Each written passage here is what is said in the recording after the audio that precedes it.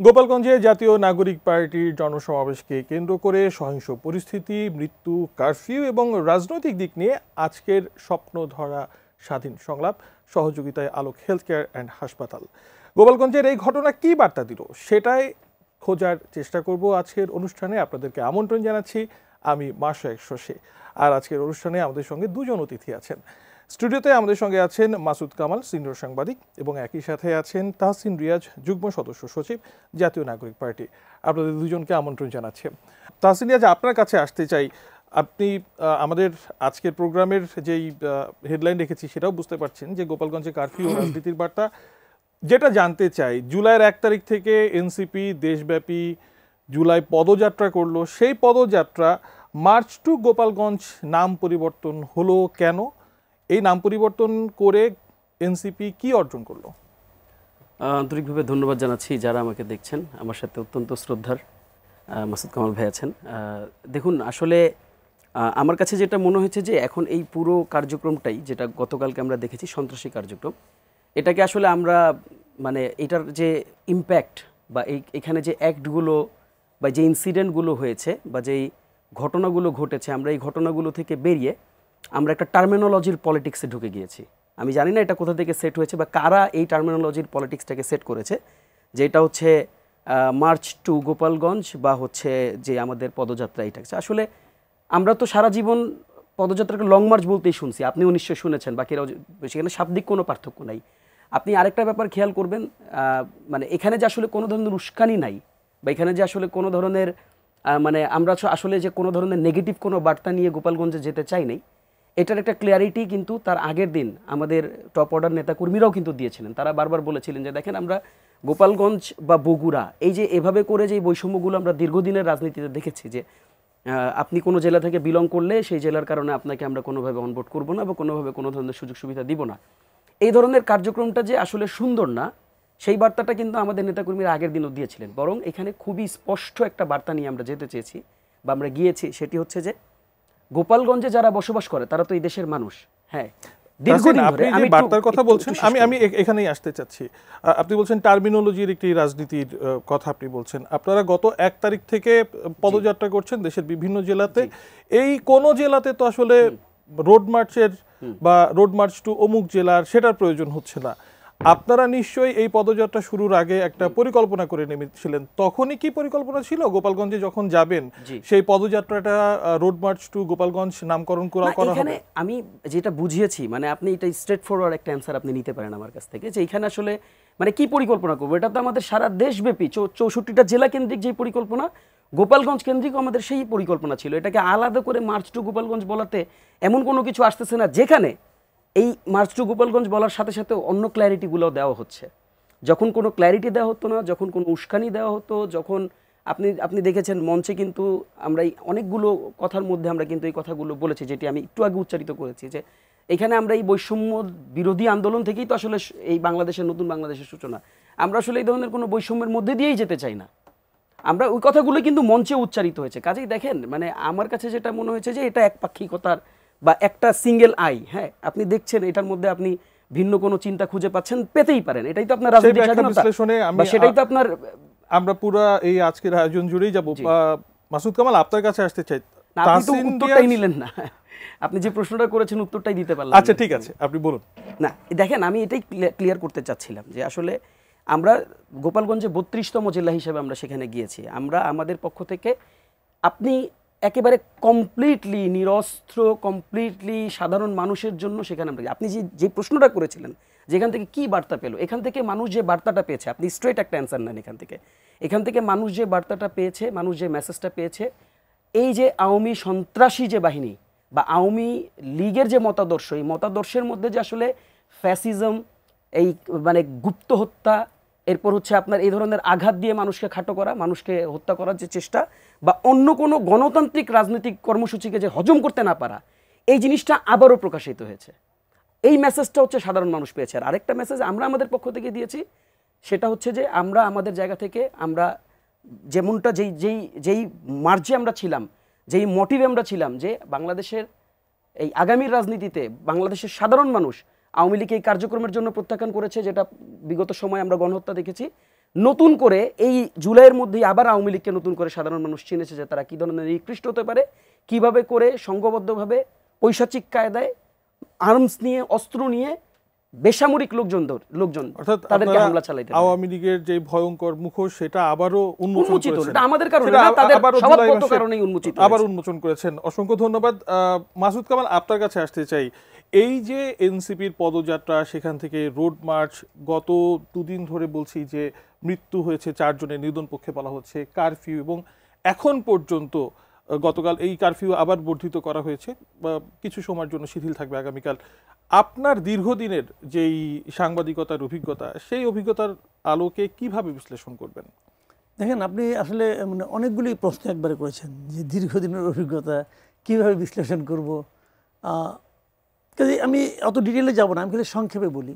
দীর্ঘদিনের অভিজ্ঞতা হলো, আমার এত বছরের অভিজ্ঞতা, আমি সরকারকে যে ভূমিকায় দেখেছি বিভিন্ন সময়, সেই 91 থেকে বলি আমি, অথবা তার আগে থেকে এরশাদ আমল থেকে বলি। আমার এরশাদ আমলের ঘটনা মনে আছে, তখন আমি ঢাকা ইউনিভার্সিটির স্টুডেন্ট, আমার মনে আছে।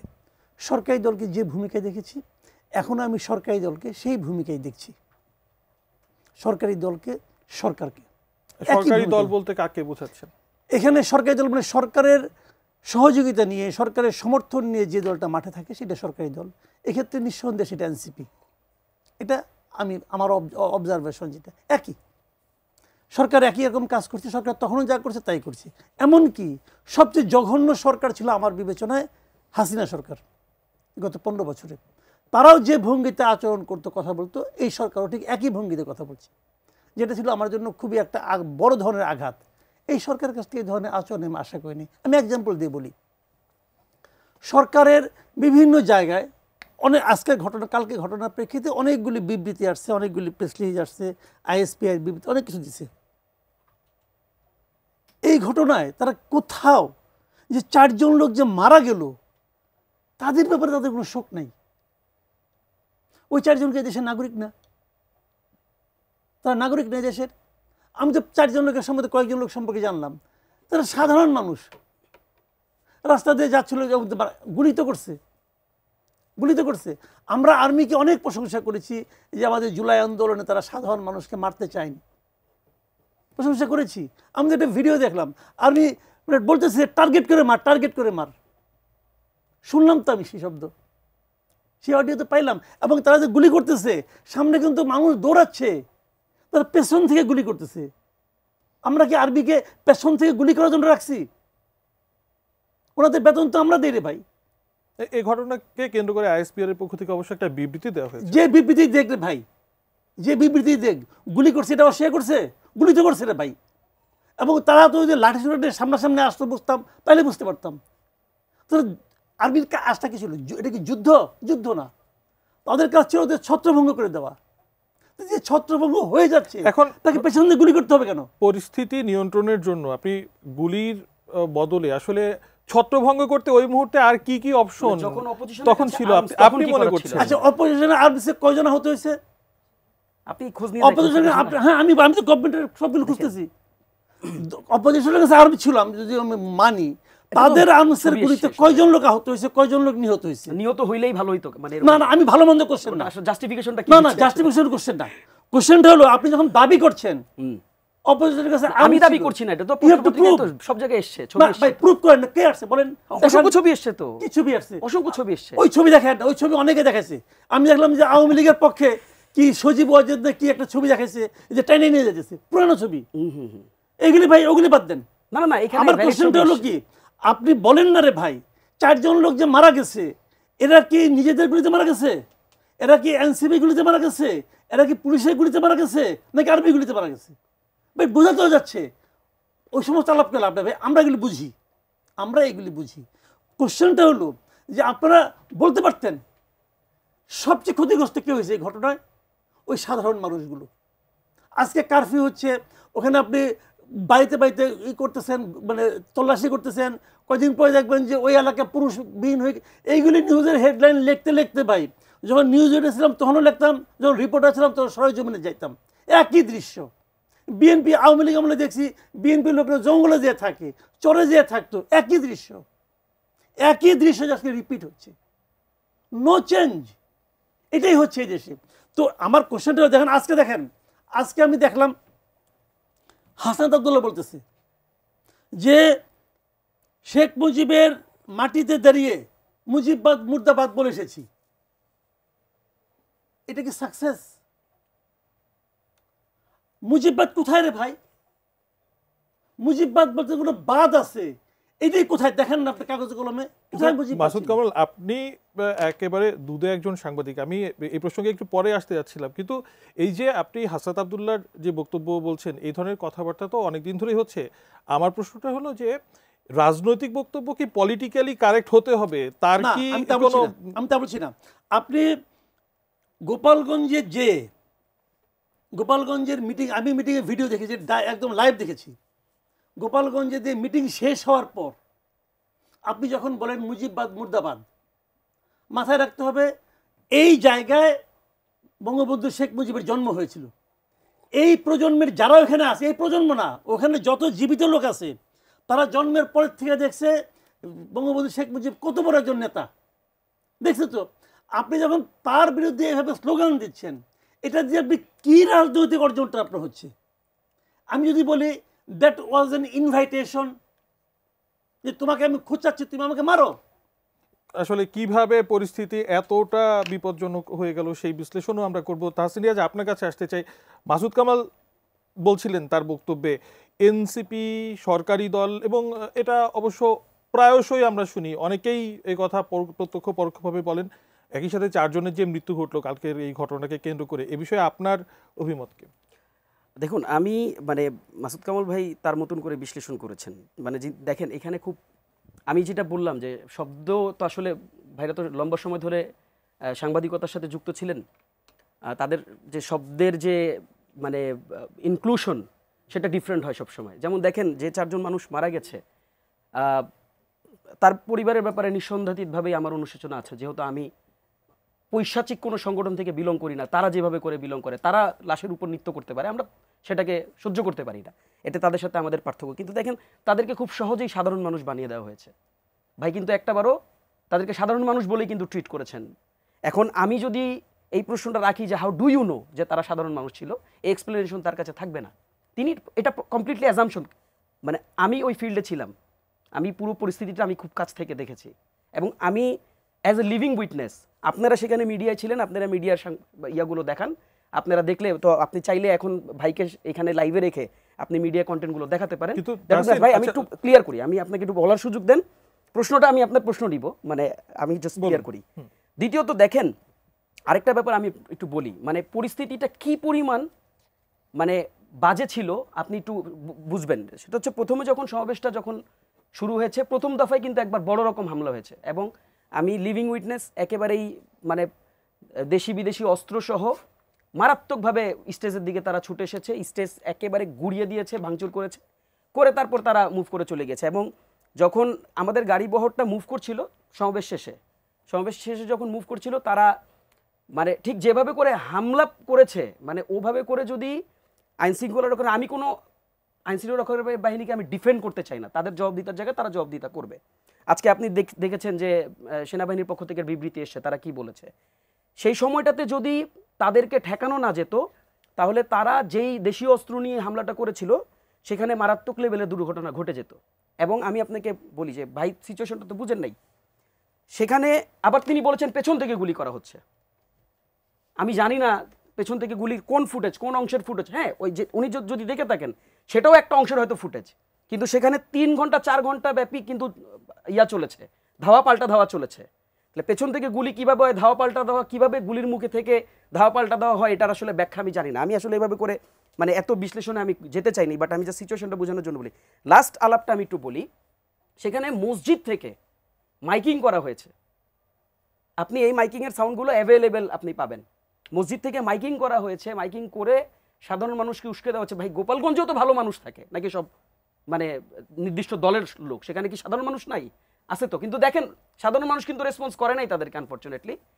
বাট এই সন্ত্রাসীদের গ্রুপ তো আসলে তারা খুব প্ল্যান্ড ছিল, এবং মসজিদ থেকে একেবারে ঘোষণা দিয়ে, একবার দুইবার না একাধিকবার ঘোষণা দিয়ে ডাকা হয়েছে যে আপনারা যার কাছে যা আছে আপনারা তাই নিয়ে আসেন, আমরা তাদেরকে শেষ করে দিব টাইপ একটা মানে আলাপ দেওয়া হয়েছে। এখন দেখেন আপনি এটাকে রাজনৈতিক বিশ্লেষণে না ফেলে আপনি এটাকে সন্ত্রাসী কার্যক্রমের বিশ্লেষণে কেন ফেলতেছেন না, আমার প্রশ্নটা হচ্ছে ঠিক এই জায়গাটাতে।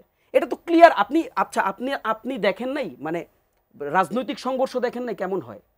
রাজনৈতিক সংঘর্ষেরও তো একটা মানে যদিও এটা ব্যাড কালচার, আমরা এটাকে প্রমোট করতে চাই না, যেটা হইতে পারে কি হইতে পারে সর্বোচ্চ আপনি ধরেন ধাক্কাধাক্কি আমরা দেখেছি, মানে নানা রকম জটিলতা অভ্যন্তরে হয়। কিন্তু আপনি যখন একেবারে ডিরেক্ট অ্যাটেম্প টু মার্ডার নিবেন তখন আসলে আমি জানি না যে তখন আসলে মাসুদ কামাল ভাই যদি থাকতেন, মাসুদ কামাল ভাইয়ের সামনে যদি একটা পুলিশ সদস্য থাকতো, মাসুদ কামাল ভাই কি বলতেন তাকে আমি জানি না। কিন্তু আপনারা গতকালকে যখন এই সমাবেশস্থলে যান তার আগে পুলিশের গাড়িতে হামলা হয়েছে, ইউএনওর গাড়িতে হামলা হয়েছে, আপনারা কি জানতেন না যে এখানে পরিস্থিতি কতটা গভীর বা আপনাদের নিজেদের পর্যবেক্ষণ কি ছিল? দেখুন আমি এখানে আরেকটা ব্যাপার আপনাকে বলি, গতকালকে আপনারা নিশ্চয়ই আমাদের আহ্বায়কের প্রেস ব্রিফিংটা কভার করেছেন, তিনি কিন্তু এখানে স্পষ্ট বলেছেন যে আমরা যেহেতু এখানে একটা ঘটনা ঘটেছে স্বাভাবিকভাবেই এটা আমরা না শুধু বাংলাদেশের সকল পলিটিক্যাল পার্টি যখন কোনো প্রোগ্রাম করে তারা পুলিশ থেকে একটা ক্লিয়ারেন্স নেয়, এটা আপনি খুব ভালো করে জানেন। কাজেই আমরা স্বাভাবিকভাবেই আমরা পুলিশ থেকে একটা ক্লিয়ারেন্স নিয়েছি, আমরা সেখানে গ্রিন সিগন্যাল পেয়েছি, সেখান থেকে পেয়েই কিন্তু আমাদের ওখানে গাড়ি বহর গিয়েছে এবং সমাবেশ করেছে এবং সেখানে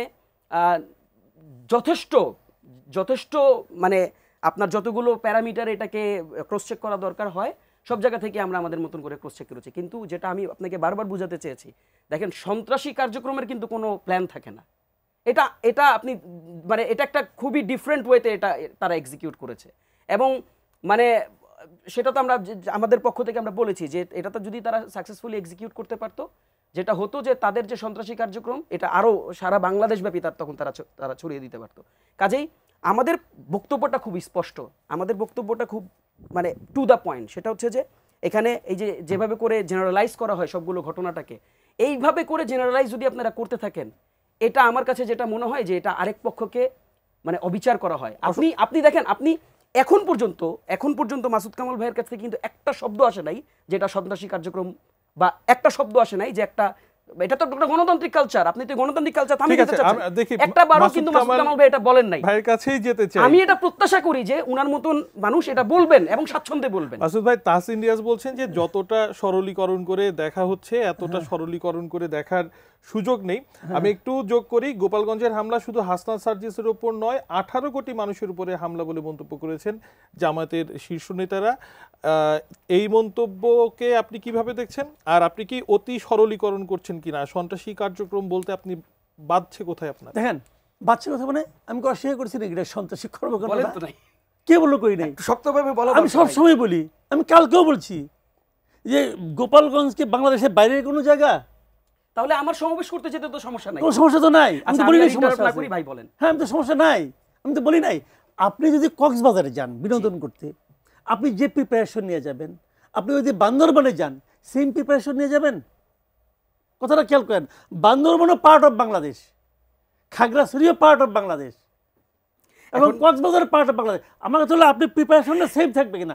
আপনি সব জায়গায় যাওয়ার সাংবিধানিক অধিকার আছে, নৈতিক অধিকার আছে, আইনগত অস্ত্র নিয়ে যেতে হতো। তাহলে আমি শেষ করি না, আমি বলি শেষ করি, আপনি সেটা তো আমরা পারবো না। আপনি আগে শুনেন কথাটা তারপরে বলেন। কাজেই সব জায়গায় আপনি কিন্তু লক্ষ্য করেন, ঢাকা শহরে আপনারা না কে যাই না, যে কেউ, আমি আপনাদের কথা বলছি না, যে কেউ ঢাকা শহরে জাতীয় পার্টির সেন্ট্রাল অফিসে আগুন দিয়ে দিল না? কিছু হয়েছে? হয় নাই। এই জাতীয় পার্টির রংপুরে একটা মোটরসাইকেল পড়ছে, তাও নাকি পুরানা মোটরসাইকেল। ঢাকায় যেরকম কিছুই হয় নাই, রংপুরে কি তা হয়েছে? হয় নাই। ওখানে ঝামেলা হয়েছে। কেন ঝামেলা হয়েছে? আগুনই তো, জাতীয় পার্টিরই তো আগুন, জাতীয় পার্টির বিরুদ্ধেই তো আগুন। তো উনি হলো না কেন ভাই? ঢাকা এবং রংপুর জাতীয় পার্টির জন্য ভিন্ন জায়গা। এই বাস্তবতা তো অস্বীকার করতে কোনো অসুবিধা নেই রে ভাই। তো ওই একই রকম একটা ভিন্ন জায়গা বুঝতে হবে আপনাকে। ওই জায়গায় বঙ্গবন্ধুর জন্ম হয়েছে। আওয়ামী লীগের মতো পার্টি, এত বড় পার্টি, একটা আওয়ামী লীগ কিন্তু বড় পার্টি, মাথায় রাখতে হবে। যেবার আওয়ামী লীগ সবচেয়ে কম ভোট পায় সেইবার আওয়ামী লীগ 2.5 কোটি ভোট পায়। আপনি অফিসিয়ালি একটা নির্বাহী আদেশে একটা কালো আইনের দ্বারা একটা পার্টিকে আপনি বলে দেন তোমার কর্মকরণ নিষিদ্ধ, আর সঙ্গে সঙ্গে আওয়ামী লীগের সমস্ত নেতাকর্মী কর্পূরের মতো সব আকাশে উড়ে গেল, বিষয়টা এরকম হয় না। সে লোকগুলি এই দেশে থাকে, তাদের মতো করেই থাকে, মনোবেদনা নিয়ে থাকে। তো আপনি তাদের জন্মস্থানে আপনি যাচ্ছেন, যে আপনি বলতেছেন মুজিববাদ মুর্দাবাদ, আর আপনি আশা করতেছেন মাসুদ ভাই, ওই লোকগুলো আপনাকে ফুলের মালা দিয়ে বরণ করবে। একটা এটা বাস্তবসম্মত চিন্তা নয়। আপনি বারবার বলছেন যে নিশ্চয়ই কক্সবাজারে যাওয়ার প্রস্তুতি আর বান্দরবানে যাওয়ার প্রস্তুতি এক না। একটা রাজনৈতিক দল তার রাজনৈতিক কর্মসূচি পালন করতে গিয়েছে এবং তাহসিন রিয়াজ বা এনসিপি নেতৃবৃন্দ বারবার বলছেন প্রশাসনের পক্ষ থেকে তারা ক্লিয়ারেন্স পেয়েছেন, তারা জানেন সেখানে অবস্থা স্বাভাবিক। একটা রাজনৈতিক দল রাজনৈতিক কর্মসূচি পালন করার ক্ষেত্রে আসলে কি ধরনের প্রস্তুতি নিয়ে গেলে তাদের জন্য ভালো হতো? প্রশাসন তাকে সমস্ত নিরাপত্তা দিবে। সেই নিরাপত্তা দিতে প্রশাসন ব্যর্থ হয়েছে। কেন ব্যর্থ হয়েছে? এটা দায় সম্পূর্ণ প্রশাসনের। আরেকটা জিনিস মাথায় রাখতে হবে, দেখেন আওয়ামী লীগের কার্যক্রম নিষিদ্ধ, কিন্তু আওয়ামী লীগের যারা বিভিন্ন জায়গায় আছে, এই দেখলাম আমি কি খোকন একটা আমেরিকায় বসে আছে, ওখানে বসে নিয়ে ফেসবুকে অথবা বিভিন্ন সোশ্যাল মিডিয়ায় সে মানুষকে উত্তেজিত করতেছে। এখানে যখন ছিল লুটপাট করছে, করে এখন আমেরিকা গেছে, যে নিয়ে এখন সেখান থেকে বিরাট বিপ্লবী সাজছে, করতেছে না? আচ্ছা, এখন এইগুলিতে নানা রকম প্রচারণা মানুষের মধ্যে কিন্তু প্রভাব বিস্তার করে। আপনি জানেন আমার টক শো সেটাকে কাইটে নিয়ে উল্টাপাল্টা হেডলাইন দিয়ে লোকে ছাড়তেছে, আমাকে জবাব দিচ্ছে আপনি যে কথা বলছেন। আমি কোথায় বলছি, এটা চালাই দেখেন। রাজনৈতিক উদ্দেশ্য হাসিলের জন্য তো অনেক আমাদের ধরনের দেশের মানুষ কৌশল, অনেক কিছু কূটকৌশল। বোঝে না। আমি শেষ করে কথাটা তাহলে বুঝেন আপনি, অনেক কিছু বোঝে না। এই যাওয়া নিয়ে আলোচনা হয় নাই, ওখানে যে বঙ্গবন্ধুর আপনার সমাধিস্থল ভেঙে দেওয়া হবে, এগুলি ফেসবুকে আপনি দেখেন নাই, আমরাও দেখছি। তো ওইগুলি দেখে হয়তো ওখানকার লোকাল পিপুল যারা অর্ধশিক্ষিত অথবা যারা নাকি অতিরিক্ত মুজিব প্রেমী, মুজিবকে ভালোবাসা তো অন্যায় না, এটা তো আইনগত কোনো বাধা নাই। তাহসিন, আপনার কাছে আসতে চাই। মাসুদ কামাল ভাই বিরতির আগে বলছিলেন গোপালগঞ্জে যে ঘটনা ঘটেছে পুরোপুরি প্রশাসনের ব্যর্থতা। আপনার কাছে জানতে চাই উত্তেজনা প্রশমনে প্রশাসনের উদ্যোগে আপনি কোনো ঘাটতি দেখেন কিনা? সার্বিক পরিস্থিতিতে আইন শৃঙ্খলা রক্ষাকারী বাহিনী যে ধরনের পদক্ষেপ নিয়েছে তাতে কি এনসিপি সন্তুষ্ট? দেখেন এখানে দুইটা ব্যাপার আছে। একটা হচ্ছে আপনার প্রোগ্রামের আগে যে ইনফরমেশনগুলো আমাদের এন্ডে দেওয়া হচ্ছিল, আমি যেটা বলেছি এটা কিন্তু এক্সট্রা কোনো প্রিভিলেজ না, মানে পয়েন্ট টু বি নোটেড আর কি, দেওয়া হচ্ছিল সেই ধরনের তথ্য আমরা পাচ্ছিলাম আমাদের পক্ষ থেকে। ওই ক্লিয়ারেন্সটা নিয়ে আমরা সেখানে গিয়েছি। পরবর্তী সময়ে যে ঘটনাটা ইমিডিয়েটলি ঘটেছে সেই ঘটনায় তো ডেফিনেটলি আমাদের কাছে মনে হচ্ছে যে আজকে স্বরাষ্ট্র মন্ত্রী উপদেষ্টাও কিন্তু বলেছেন যে সেখানে তাদেরও আসলে মানে তাদের এন্ডেও যে ধরনের তথ্য ছিল তারা জানতো যে এখানে হয়তো মাইনর লেভেলের কোনো একটা ইয়া হইতে পারে, বাট এত সিভিয়ার কিছু হবে সেটা তারাও প্রত্যাশা করে নাই। দুইটা দিক আছে। আমরা গতকালকে প্রেস ব্রিফিংয়ে আমাদের অফিসিয়ালি আমরা এটা জানিয়েছি যে আমরা তাদের ভূমিকা নিয়ে আমাদের আরও তদন্ত আমরা দাবি করেছি। তারা কেন এখানে নিরাপত্তা দিতে ব্যর্থ হয়েছে এটা আমার জন্য না, কিন্তু আমি বারবার বলছি এটা সিগনিফাইড কোনো দলের জন্য না। এখানে যদি বিএনপি যেত, এখানে যদি জামাত যেত, তাদের বিরুদ্ধেও যদি এই ধরনের কোনো পৈশাচিক কোনো সন্ত্রাসী হামলা হতো, আমাদের ভয়েসটা সেম থাকতো। এটা এনসিপি বলে বলছি না, কারণ সকল রাজনৈতিক পক্ষের দলের যে কোনো জায়গায় বাংলাদেশে প্রোগ্রাম করার অধিকার আছে। তারা যদি সিস্টেমেটিক্যালি প্রোগ্রাম করতে চায়, ইটস দেয়ার রাইট, তাদেরকে এই সুযোগটা দিতে হবে। আর আরেকটা ব্যাপার আমি বলি, পরবর্তী সময়ে আসলে দেখেন প্রশাসন যেভাবে করে পুরো পরিস্থিতিটাকে মোকাবেলা করেছে, আপনি যদি আমাকে ইন্টারাপ্ট না করেন আমি একটু ছোটো করে বলি, সেখানে মানে আমি স্বচক্ষে সেখানে আমি সন্ত্রাসী বাহিনীদেরকে দেখেছি গুলি ছুটছিল, এবং আমি ওইখানকার লিভিং উইটনেস, আমি সেখানে ছিলাম। আমি বারবার বলেছি যে একটা পর্যায়ে এসে তারা ডিসি অফিসের গেট ভাঙা, ডিসি অফিসের ওয়াল ভাঙা থেকে শুরু করে সেখানে ডিসি অফিসের ভিতরে তারা যাদেরকে পাইতো তাদেরকে হয়তো দেখেন, মানে একটা জিনিস খুব ক্লিয়ারলি বুঝতে হবে, এই যে পাওয়ার এক্সারসাইজটা আপনি দেখছেন এটা কোনো আওয়ামী লীগের অর্জন না। সন্ত্রাসী কার্যক্রম করে কিন্তু পাওয়ার এক্সারসাইজ হয় না। আপনি নিশ্চয়ই জুলাই আগস্ট বিপ্লব দেখেছেন, সেখানে কারো হাতে অস্ত্র ছিল না, সেখানে শুধুমাত্র ইট পাথর আর লাঠি দিয়ে কিন্তু আমরা গুলির বিপক্ষে আমরা দাঁড়িয়েছি।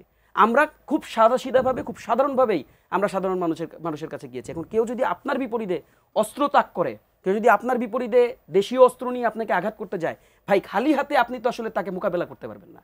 আবার তার অস্ত্রের বিপরীতে আপনি অস্ত্রও ধরতে পারবেন না। এটা আপনার পলিটিক্যাল আইডিওলজি হতে পারে না, এটা আপনার পলিটিক্যাল স্ট্র্যাটেজি হইতে পারে না। এটা হচ্ছে কমপ্লিটলি রেডিক্যাল একটা মুভ, কমপ্লিটলি এক্সট্রিমিস্ট একটা মুভ।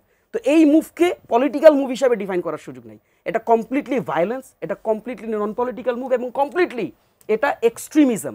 এবং দেখেন আমি একটু বলি, এই পুরো এক্সট্রিমিজমকে আমি এর আগে আমি বলছিলাম আপনাকে যে যেভাবে করে মসজিদে মাইকিং করে আমি যদি আপনাকে একটু সরল সোজা প্রশ্ন জিজ্ঞেস করি, গোপালগঞ্জের লোক কত? সেই লোকের তুলনায় আপনি কতজন লোককে সেখানে রাজপথে দেখছেন? ইটস এ ভেরি মানে সিগনিফিকেন্ট, ভেরি মানে আপনার খুবই ছোট একটা গ্রুপ, এবং এই ছোট গ্রুপটা খুবই টার্গেটেড একটা মুভ তারা নিয়েছিল। সেখানে ব্যর্থতা আছে। আসলে আলোচনাটা একই জায়গায় ঘুরপাক খাচ্ছে, আমি একটু এগোতে চাই, তবে তার আগে ছোট করে আপনার কাছে একটা প্রশ্ন আমার মনে উদয় হলো। তাই গোপালগঞ্জে যে ধরনের পরিস্থিতিতে গতকাল এনসিপি পড়েছে, আপনারা কি আশঙ্কা করছেন ভবিষ্যতে এমন পরিস্থিতি আবারও সৃষ্টি হতে পারে কিনা? না, এটা হতে পারে না। গোপালগঞ্জে সৃষ্টি হতে পারে কিনা, গোপালগঞ্জে বা অন্য জায়গায়, গোপালগঞ্জেও তো আবারও রোড মার্চের ঘোষণা দিয়ে রেখেছেন বা যাবেন। আমি একটা ব্যাপার বলি, অ্যাজ গোপালগঞ্জ বাংলাদেশের একটা জেলা, অ্যাজ গোপালগঞ্জকে বাংলাদেশের মানচিত্র ওন করে, অ্যাজ গোপালগঞ্জের মানুষকে আমরা কখনোই মানে অন্য জেলার মানুষদের থেকে ভিন্ন চোখে দেখি না। কাজেই এনসিপি গোপালগঞ্জে আবার যাবে, আজ হোক কাল হোক, একটা নির্দিষ্ট সময়ের ব্যবধানে হোক, এনসিপি আবার সেখানে যাবে। দ্বিতীয় আরেকটা প্রশ্ন আমি আপনাকে বলি, যেটা আপনি করেছেন, যে দেখেন আপনি তো আপনারা কভার করছেন, এটা 32তম জেলা ছিল, 31তম জেলা পর্যন্ত আমরা যখন আমাদের পথসভাগুলো করেছি, আপনি নিজের চোখে নিশ্চিত রূপে দেখেছেন সেখানে সাধারণ মানুষ কিভাবে করে স্বতঃস্ফূর্তভাবে আমাদেরকে সাড়া দিয়েছে। আমরা ইভেনচুয়ালি আজকে ফরিদপুরে গেছি, যেটা আওয়ামী লীগের সেকেন্ডারি ঘাঁটি হিসাবে পরিচিত, আওয়াজ দেয়ার, এবং আমরা দেখেছি, আমরা যখন রাস্তা দিয়ে হেঁটে আসছিলাম সাধারণ মানুষের বহর কেমন ছিল। আপনি রাজবাড়ি কিন্তু ইটসেলফ আপনার আওয়ামী লীগের একটা ঘাঁটি হিসাবে পরিচিত, এবং এই সবগুলো জেলাতেই আপনি একটু দেখবেন, আজকে আপনারা দেখাবেন নিশ্চয়ই সেখানে কত মানুষ এসে আমাদেরকে সাড়া দিয়েছে। কাজেই দেখেন আমরা যেটা ফিল করি সেটা হচ্ছে গোপালগঞ্জের বড় সংখ্যক মানুষকে ভয়ভীতি দেখিয়ে তাদেরকে মানে একটা জায়গায় হচ্ছে, অর্থাৎ গোপালগঞ্জের কেসটা একেবারে এক্সেপশনাল একটা কেস। এটা একটা আপনি দেখেন, আমি একটা প্রশ্ন রেখে আমি জাস্ট শেষ করি। যেমন দেখেন, আজকে আমরা এই আলোচনায় অনেক ধরনের আলাপ করছি, আমরা প্রশাসনকে এককভাবে দায় দিয়ে দিচ্ছি। আপনি এভাবে করে কেন দেখছেন না যে এই সন্ত্রাসী কার্যক্রম হবে না কেন? আমি যদি আপনাকে প্রশ্ন করি, যারা ভারত যেতে পারে নাই তারা কোথায় গেছে, আপনি আমাকে এক লাইনে উত্তর দেন। আপনার কাছে এই তথ্য আছে, তারা সবাই গোপালগঞ্জে গেছে। কাজেই এরা তো আর বসে নাই, এদের কাছে অস্ত্র ছিল। আচ্ছা, 5 আগস্টের আগে আপনি দেখেন না কিভাবে করে গুলি ছুড়েছে তারা? সব অস্ত্র তো আর উদ্ধার হয়নি, এবং যাদের কাছে অস্ত্র ছিল তারা তো ডেফিনেটলি ঢাকা লিভ করে গোপালগঞ্জে গেছে। কাজেই সেখানে অস্ত্র থাকাটাও এই আপনার যদি লজিক্যালি ডট কানেক্ট করে আপনি যদি চিন্তা করেন, মানে আপনার শুধু ধারণা করার দরকার নাই, লজিক্যালি চিন্তা করলে সার্বিকভাবে প্রশাসন বড় রকমের একটা ব্যর্থতার পরিচয় দিয়েছে। না, আমি এভাবে করে বলতে চাই না, প্রশাসনের ইনফরমেশনে ব্যর্থতা ছিল, বাট প্রশাসন যেভাবে করে রেস্কিউ করেছে, এটা কি আসলে আমাদের কাছে মনে হচ্ছে যে দেখেন, আমরা তো মানে একটা জিনিস আমরা মানে চোখে দেখেছি, আমরা তো উঠে বসে ধূপ করে তার মানে জায়গাটাকে অস্বীকার করতে পারি না। সেই জায়গাটা আমরা অস্বীকার করছি না। তারা যথেষ্ট মানে সহযোগিতা করেই, স্পেশালি আপনি আর্মি বলি বা অন্যান্য যতগুলো প্রশাসনিক কর্মকর্তারা তাকে সেখানে ছিলেন, তারা যথেষ্ট সহযোগী ছিলেন, এবং তারা খুবই প্রফেশনাল এটাকে হ্যান্ডেল করে তারা আমাদেরকে সেখান থেকে রেস্কিউ করেছেন। অসংখ্য ধন্যবাদ মাসুদ কামাল। আপনার কাছে এই প্রসঙ্গেই যেতে চাই, এনসিপি বলছে গোপালগঞ্জ একেবারে এক্সেপশনাল কেস, এমন পরিস্থিতি তারা মনে করেন না যে পরবর্তীতে আরও সম্মুখীন হবেন। কিন্তু এই যে সংঘাত যে সৃষ্টি হচ্ছে বা গত কিছুদিন ধরে এক ধরনের অস্থিরতা, এই সংঘাতকে ছড়িয়ে পড়ার কোনো আশঙ্কা আপনার কাছে আছে কিনা? বিশেষ করে অন্যান্য জেলাতে অনুরূপ কর্মসূচিতে একই ধরনের কনফ্রন্টেশন হওয়ার শঙ্কা কি থাকছে কোথাও? আমি তেমন একটা দেখি না। শুনুন, আমি একটা কথা বলি, আমি তাহসিন একটা অনেক কিছু বলছি, তো বললে অনেক কিছু বলা যায়, আমি অত বলি না। বলে একটা জায়গায় আমি একটা পয়েন্টে আলোচনা করতে চাই। যে লোকগুলি মারা গেছে তাদেরকে আমি মানে বলেছি যে আমি একজনের উদাহরণ দিয়েছি, কারণ তারা আমি পত্রিকায় পড়েছি বলে উদাহরণ দিয়েছি। আমি তো ওখানে ছিলাম না, কিন্তু আমি পত্রিকায় যতটুকু পড়েছি মিডিয়া সেটাই উদাহরণ দিয়েছি, এবং এটা মানে ভালো পত্রিকাতে। ওনার মা বলতেছেন কীভাবে যে মারা গেছে তার। তো তাহসিন একটা কথা বললো যে এরা যে সাধারণ মানুষ, এটা আমি কীভাবে শিওর হচ্ছি। আমি ওর কথা যুক্তিটাকে মেনে নিলাম, এরা কেউ সাধারণ মানুষ না, সব আওয়ামী লীগ করে। আমি ধরে নিলাম ওর কথা হাইপোথেটিক্যালি, এরা সবাই আওয়ামী লীগ করে। মারতে পারেন এইভাবে? আওয়ামী লীগ করলে কি হত্যাযোগ্য? তারা আওয়ামী লীগ করতো, হত্যাযোগ্য। ধরলাম ছাত্রলীগ করে, যে সংগঠন করা নিষিদ্ধ, যে সংগঠন সরকার আইন করেছে তুমি এটাকে নিষিদ্ধ সংগঠন, সেই নিষিদ্ধ সংগঠন সে করে, মারতে পারেন গুলিগিরা? আপনি আমাকে সিম্পল এই কথাটা বলেন, তাতে হত্যার বৈধতা তৈরি হয় না। আমি একজন নাগরিক হিসাবে অনিরাপদ বোধ করছি, আমি সেই জায়গাটা বলেছি। দেখেন, যে যুক্তিগুলি এখন দেওয়া হচ্ছে সবই আমি কী অবস্থায় ছিলাম, কীভাবে আমি বেরিয়ে আসলাম, এই সবগুলি যুক্তি। আপনি দেখেন ওই অগাস্টে, ওই জুলাইয়ে যে সমস্ত পুলিশ অফিসাররা থানার থেকে বেঁচে আসছে, তারা এই কথাগুলি বলতেছে, কিন্তু তারা তো হত্যাকারী ছিল। রাখেন, আমি বলি শেষ করি ভাই, সে হয়তো গুলিও করে নাই, ভিকটিম সে হয়তো গুলিও করে নাই, কিলার আমি বলি আপনাকে, সে হয়তো গুলিও করে নাই, তার সঙ্গে চাকরি করতে অন্য একজন গুলি করছে। তো সে তাকে জিজ্ঞাসা করেন তার এক্সপিরিয়েন্সের কথা। তো এইগুলো হলো ব্যক্তিগত এক্সপিরিয়েন্স। আমাদের কিন্তু সব কিছুই দেখতে হবে রাষ্ট্রীয় পর্যায়ে। এই জিনিসগুলো কিন্তু একজন ব্যক্তির উপলব্ধির ব্যাপার না। দেখেন, তর্কের ক্ষেত্রে আমি একটা কথা বলি, আমি নিজে মনে করি সেখানে এনসিপির মিটিং করতে শান্তিপূর্ণভাবে মিটিংটা হওয়ার জন্য সব ব্যবস্থা সবার করা উচিত ছিল। সেই মিটিংয়ে যারা ওখানে যে বাধা দিবে তারা অন্যায় করবে, সিম্পল অন্যায় করবে। কে বাধা দিবে, কেন দিবে, আমি এটা জানতে চাই না। আমি সে অন্যায় করছে একটা, তার সে অন্যায় শাস্তি হওয়া উচিত। আমার এতে কোনো আপত্তি নাই। প্রশাসনের উচিত ছিল তাদের সার্বিক নিরাপত্তা দেওয়া। যদি তারা মনে করে নিরাপত্তা দেওয়া সম্ভব না, তাদের এনসিপিকে ইনফর্ম করা উচিত ছিল আপনাকে মিটিং করতে যায়েন না। যদি তাও এনসিপি যেতে চায় 144 জারি করতে পারতো। এরকম হয় বাংলাদেশে অনেক। নিরাপত্তাহীনতা দেখলে প্রশাসন 144 জারি করে দেয়। 144 জারি করলো না কেন, ওদেরকে না করলো না কেন? এই সমস্ত না করে যে কেওয়াজটা তৈরি হলো, আসেন এইবার মূল পয়েন্টে আসি। এই কেওয়াজে লাভ হলো কার বলেন? শুনেন, অপরাধ বিজ্ঞানের একটা কথা আছে, যখন কোনো অপরাধ ঘটে তখন প্রথম কথা হলো এই ঘটনায় বেনিফিশিয়ারিকে। এই ঘটনার বেনিফিশিয়ারিকে গোপালগঞ্জের মানুষ নো। এই ঘটনার বেনিফিশিয়ারি যদি কিছু হয়ে থাকে, আমি একটা একটা করে বলি কে বেনিফিশিয়ারি। 1 নম্বর বেনিফিশিয়ারি হলো আওয়ামী লীগের যে নেতাগুলো বিদেশে পলাই আছে বিপুল অঙ্কের টাকা নিয়ে, এরা বেনিফিশিয়ারি। এরা ওখানে গোফে তা দিচ্ছে, দেখো আমরা করে দেখিয়েছি, সিম্পল। 2 নম্বর বেনিফিশিয়ারি যারা এখন নির্বাচনটাকে পেছাতে চায়, তারা বেনিফিশিয়ারি। পাটগ্রামে ঘটনার পর জামাতের আমির বলেছিল পাটগ্রামে যে ঘটনা ঘটেছে এরপরে কিসের নির্বাচন বলেছে, এখন বলবে গোপালগঞ্জে যে ঘটনা ঘটছে এখন কিসের নির্বাচন। যারা নির্বাচন পেছাতে চায় তারা বেনিফিশিয়ারি। এখন তাদেরকে জিজ্ঞাসা করেন, তোমরা নির্বাচন পেছানোর জন্য এই কাজটা করলা? বেনিফিশিয়ারির কথা যখন বলছিলেন এই ঘটনাতে, তাহলে তো ক্ষতিও হলো কারো। সেই কার ক্ষতি হলো, কতটুকু ক্ষতি হলো? ক্ষতি হলো সাধারণ মানুষের। আওয়ামী লীগের ক্ষতি হয় না, কিন্তু আওয়ামী লীগ যারা বিদেশে আছে যাই দেখে না, তাদের মধ্যে ঈদের আনন্দ, যে কাম করে ফেলাইছি, ওদেরকে ভাগাই দিয়েছি, কি বীরত্ব তাদের। তারা কিন্তু এলাকায় নাই, তাদের কোনো ক্ষতিও হয় নাই, তারা বিরাট আনন্দিত, দেখাই দিছি। জান গেছে কার? সাধারণ মানুষের। তাহসিন রিয়াজ, আপনার কাছে আসতে চাই। আপনি এর আগে বলছিলেন দীর্ঘ সময় পার হওয়ার পরেও আওয়ামী লীগের যারা এখনো বিভিন্ন জায়গায় লুকিয়ে আছে, সন্ত্রাসী কর্মকাণ্ড চালানো হচ্ছে, তাদেরকে গ্রেপ্তার করা হয়নি, আইনের আওতায় আনা হয়নি। একই সাথে বারবার আপনারা এই কথা বারংবার বলছেন যে প্রশাসনেরও বিভিন্ন জায়গায় আওয়ামী লীগের দোসর বা তারা ঘাপটি মেরে আছে। এতদিনেও নিরপেক্ষ প্রশাসন কেন গঠন করা হলো না? আপনাদের কি অভিমত? এটা সরকারের স্রেফ ব্যর্থতা ছাড়া আমরা অন্য কিছু এটাকে দেখতে চাই না, অন্যভাবে দেখতে চাই না। দেখেন, আমরা অনেক আগেই আমরা এই কথাটা বলছিলাম যে আপনারা অ্যাটলিস্ট হচ্ছে আপনার পুলিশ রিফরমেশন কমিটি আপনাদের পক্ষ থেকে একটা হওয়া উচিত। এবং আরেকটা ব্যাপার দেখেন, মানে এটা কিন্তু একটা ডক্ট্রিন, মানে এটা কীভাবে বলতে পারি আমি যদি এইভাবে করে বলি যে এটা তো একটা লম্বা সময়ের প্র্যাকটিস। হ্যাঁ, এই যে ধরেন গোলামির যে প্র্যাকটিস আমাদের মধ্যে যেটা ইন্ট্রিগেটেড, ঠিক আছে, আমাদের এই স্বভাবজাত যেই ব্যাপারটা, সেটা হচ্ছে গোলামির যে এই মানে চিন্তা থেকে কিন্তু মানে তারা আসলে ওইখান থেকে বাইর হয়ে আসতে পারে না এখনও। তারা দেখছে যে মানে সরকার চেঞ্জ হয়েছে এবং এখান থেকে বিরাট রকমের ফান্ডিং আছে, আপনি জানেন প্রচুর ফান্ডিং এখনও বিদেশ থেকে আসে, তারা যে পরিমাণ টাকা পাচার করে নিয়ে গেছে হিউজ। কাজেই সরকারের অভ্যন্তরে আমাদের কাছে যেটা বারবার মনে হয়েছে যে প্রশাসনের সাথে তাদের আসলে তাদের যে যোগাযোগ, তাদের অভ্যন্তরে যে সহযোগিতার যে ব্যাপার, এটা আরও স্ট্রং হওয়া উচিত, কোঅর্ডিনেশন স্ট্রং হওয়া উচিত এবং অবভিয়াসলি এটা রিফর্ম হওয়া উচিত, মানে যত দ্রুত সম্ভব। এটা আমাদের রাষ্ট্রের জন্য এটা হওয়া উচিত।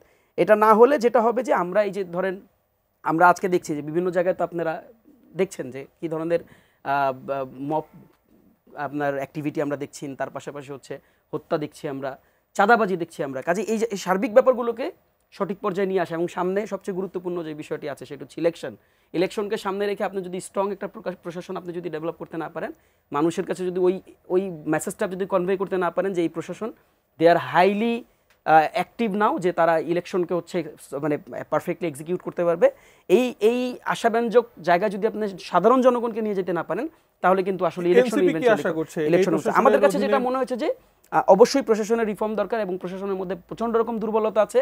এই প্রশাসনকে আর একটু ঢেলে সাজানো দরকার। এখনো আমাদের হাতে সময় আছে। নির্বাচনে প্রভাব ফেলবে মানে এটা তো এখনো বলার সুযোগ হয়নি, আমি যেটা বলছিলাম যে এখনো সময় আছে, মানে উদ্যোগ নিলে সেটা এখনো এই সময়ের ব্যবধানে সেটা করা সম্ভব, তবে এটা করতে হবে, এটা আমাদের সুন্দর একটা গণতান্ত্রিক পরিবেশ নিশ্চিত করার জন্য আমাদেরকে করতে হবে। আমি জাস্ট একটা ব্যাপারে একটু ছোট করে রিপ্লাই দিই, সেটা হচ্ছে যে আমাদের মাসুদ কামাল ভাই একটা পরিস্থিতির অবতরণ এখানে ঘটিয়েছেন, সেটা হচ্ছে যে ভিকটিম এবং পারপেট্রেটর আসলে দুইটা কিন্তু দুই রকম জিনিস। মানে তিনি যেই দুইটা সিনারিওকে কম্প্যারিজন করছেন, সেখানে একটা সিনারিওতে যিনি যেখানে যে পুলিশকে তিনি সামনে রেখেছেন, দেখেন ওই সিনারিওতে ঠিক মানে 1-1.5 ঘন্টা বা 1-2 দিনের ব্যবধানে সেই দিন হচ্ছে বাংলাদেশে প্রায় 2000 মানুষ মানে হত্যা করা হয়েছে, নিহত করা হয়েছে, এবং আপনি কিন্তু ডিফারেন্সিয়েট করতে পারছেন না কে হত্যা করেছে।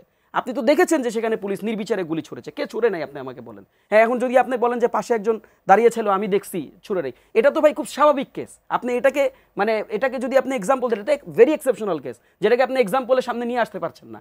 কাজেই দেখেন ওই ক্ষোভটা ডিফারেন্ট ছিল। একটা গণঅভ্যুত্থানের ইমিডিয়েট পরে কী ধরনের পরিস্থিতি, এটা আমার থেকে অনেক ভালো মাসুদ কামাল ভাই জানে, এটা আমার নতুন করে বিশ্লেষণ করার দরকার নেই। একটা কথা যদি বলি, ওবায়দুল কাদের যে কথাটা বলছিল যে যদি তাদের সরকার পতনে কত লক্ষ লোক মারা যাবে, 3.5 লক্ষ লোক মারা যাবে, কিন্তু সেটা তো হয় নাই বাংলাদেশে, আমরা দেখেছি। কাজেই আমার কাছে যেটা মনে হচ্ছে, বাংলাদেশের মানুষ অনেক সহনশীলতার পরিচয় তখন দিয়েছে। আর এখন যে সিনারিওটা ঘটেছে, আমি জাস্ট একটু কানেক্ট করে দিই, এখন যে সিনারিওটা ঘটেছে, এই সিনারিওতে কিন্তু আমরা একটা জিনিস দেখেছি যে এখানেও আমরা দেখেছি ক্রিমিনাল অ্যাক্টে যারা যুক্ত ছিল, যাদের হাতে অস্ত্র ছিল, যারা হামলা করেছে, নিরস্ত্র মানুষদেরকে হামলা করেছে, আপনি তাদেরকে হচ্ছে ভিকটিমের জায়গায় নিয়ে যাচ্ছেন। আপনি বারবার এই জায়গাটাতে আসলে এইভাবে করে এত সরলীকরণ করে আসলে সুযোগ নেই, আরো পর্যবেক্ষণ আসলে করতে হবে। একেবারে শেষ পর্যায়ে চলে এসেছি মাসুদ কামাল, বিভিন্ন বিষয় নিয়ে তো কথা হলো। এখন দেশে যেই অস্থিরতা বা গত কিছুদিন ধরেই বিভিন্ন কারণে বিভিন্ন ইস্যুতে আমরা দেখছি রাজনৈতিক অঙ্গনে অস্থিরতা হচ্ছে, সামাজিক যেই একটা বেষ্টনী সেখানেও এক ধরনের অস্থিরতা বিরাজ করছে। সামনের দিনগুলো আসলে কেমন হতে যাচ্ছে, বিশেষ করে নির্বাচন যদি ধরি যে এপ্রিল ফেব্রুয়ারি যে সময়টাই হোক, সেটা তো ঘনিয়ে আসছে। শুনুন, আমি একটা কথা বলি, আমার সরল বিবেচনা হলো ডক্টর ইউনূস গভর্নমেন্ট ফেল করছে। এই প্রথম একটা নির্দলীয় সরকার যাদের আমলে আমাদের সোসাইটিতে, আমাদের দেশে এত অস্থিরতা তৈরি হয়েছে এবং তাদের কোনো কিছু কার্যকর কোনো পদক্ষেপ নাই। এটা হলো আমার অবজারভেশন। তারা পারে নাই কিছু করতে, তারা কাউকে নিরাপত্তা দিতে পারছে না, মানুষ নিরাপত্তাহীনতা আছে কিন্তু। এবং তারও যে বড় কথা, এরা যে একটা ভালো নির্বাচন করবে তারও আমি কোনো নমুনা দেখছি না, আমি দেখতে পাচ্ছি না। কাজে ডক্টর ইউনূস সাহেবের উচিত হবে অনতিবিলম্বে চলে যাওয়া। এখন ওনার চলে যাওয়া ছাড়া আমি আর কোনো ভালো পথ দেখি না। উনি একজন ভালো মানুষকে, যে ক্যাপাবল লোকের কাছে, উনি তো এটা এমন একটা উনি উপদেষ্টা পরিষদ করছেন যে উপদেষ্টা পরিষদের ম্যাক্সিমাম লোক। আপনি কি বলছেন উনি চলে যাবেন পুরো উপদেষ্টা পরিষদ নিয়ে, নাকি ব্যক্তি? ওনাকে তো ডুবাইছে উপদেষ্টা পরিষদ, ওনাকে তো ডুবাইছে উপদেষ্টা পরিষদ। আমি আপনাকে একটা ছোট্ট উদাহরণ দিয়ে বলি। কালকে আমাদের আমি এই স্বরাষ্ট্র উপদেষ্টা যে পারফরমেন্স, পৃথিবীর যে কোনো দেশে হলে ওনার এর মধ্যে 3 বার পদত্যাগ করতে হইতো। ওনার যে পারফরমেন্স, কালকে স্বরাষ্ট্র উপদেষ্টা একটা কন্ট্রোল রুমে বসছে, মনিটরিং করতেছে। উনি কাকে নিয়ে বসছেন? আসিফ মাহমুদ সজীব ভুঁইয়াকে নিয়ে বসছেন। ওয়াই? আসিফ মাহমুদ সজীব ভুঁইয়া কি এই ধরনের সন্ত্রাস দমনের উপর বিশেষ কোনো ট্রেনিং প্রাপ্ত? ওনার মন্ত্রণালয় কি এর সঙ্গে সংশ্লিষ্ট? উনি কেন? ব্যাখ্যা করেন আপনি আমাকে। এবং উনি কি বিরাট অভিজ্ঞ ব্যক্তি? উনি তো এই উপদেষ্টা পরিষদের মধ্যে সবচেয়ে কম অভিজ্ঞ ব্যক্তি, তো উনি এখানে কেন? এটা কিন্তু আমি আসিফ মাহমুদ সজীব ভুঁইয়ার দোষ দিই না, আমি দোষ দেই ওই স্বরাষ্ট্র উপদেষ্টার। উনি কেন ওনাকে নিয়ে বসছেন এখানে? এবং সেটা আবার আসিফ মাহমুদ সজীব ভুঁইয়া উনি আবার সেটা ফেসবুকে ওনার স্ট্যাটাসে দিচ্ছেন। এটা কি মানায় ওনাকে? মানায় না। পৃথিবীর যে কোনো রাষ্ট্রের তো দেখে তো এগুলো সবাই, তারা এটা কিভাবে ব্যাখ্যা করবে? এইভাবে বসলে সরকার দুর্বল হয় কিভাবে ভাই? সেটাই কি সেই আলোচনা আসলে কেন সরকার দুর্বল হয়ে গেল, বা সেই আলোচনাতে গেলে আসলে আজকে সময়ের সংকুলান হবে না। আপনার খতিয়ানে সরকার খুব বেশি হয়তোবা মার্কস পাচ্ছে না, তবে আমার খতিয়ানেও পাচ্ছে না, কিন্তু ইউনূস সাহেবকে আজকেই চলে যেতে হবে, এই পরিস্থিতিও এখনো। আচ্ছা, অসংখ্য ধন্যবাদ তাহসিন রিয়াজ আপনাকে, মাসুদ কামাল আপনাকেও অসংখ্য ধন্যবাদ আমাদেরকে আজকে সময় দেওয়ার জন্য। একই সাথে ধন্যবাদ দর্শক আপনাদেরকেও। আজকের মতো বিদায় নিচ্ছি স্বপ্নধরা স্বাধীন সংলাপে সহযোগিতায় আলোক হেলথ কেয়ার এবং হাসপাতাল। আমাদের পরবর্তী আয়োজন দেখার আমন্ত্রণ রইল, আর সে পর্যন্ত এটিএন নিউজের সঙ্গে থাকুন।